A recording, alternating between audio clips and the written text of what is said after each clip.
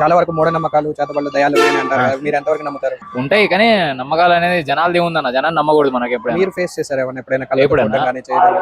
ఆహా, చేశాను కదా. మీరు ఫేస్ అంటే స్వయంగా మీరా? అంటే లేదు, నా రూపంలో వచ్చింది కాబట్టి. మీ రూపంలో వచ్చింది అంటే ఎలా ఫీల్ అయ్యారు ఏంటి?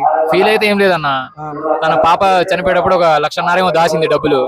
అది ఎక్కడున్నా కనుక్కోమన్నది, బంగ్లా అది. ఓకే. అయితే ఇలా రేప్ చేసి చంపారామని. రేస్ ఆమె వర్క్ చేస్తుంది, సుతార్ పని వర్క్ చేస్తుంది ఆమె. ఆమెకి ఇట్లా నలుగురు కలిసి చేతబడి చేసి చంపేశారు.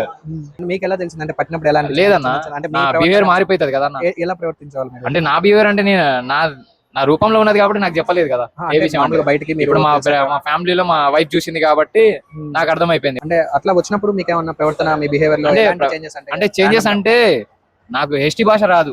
నేను ఎస్టీ కాబట్టి నేను ఎస్టీ భాష మాట్లాడుకున్నా ఒక వారం దాకా. ఎస్టీ మాట్లాడారు. అన్న బయటపడటం కోసం అంటే నేను తిరిగిన ఊరు లేదన్న, దర్గాలకు వెళ్ళిన ఎన్నో చాలా మంది తిరిగిన నేను. నాకు దగ్గర 1,50,000 ఖర్చు అయింది.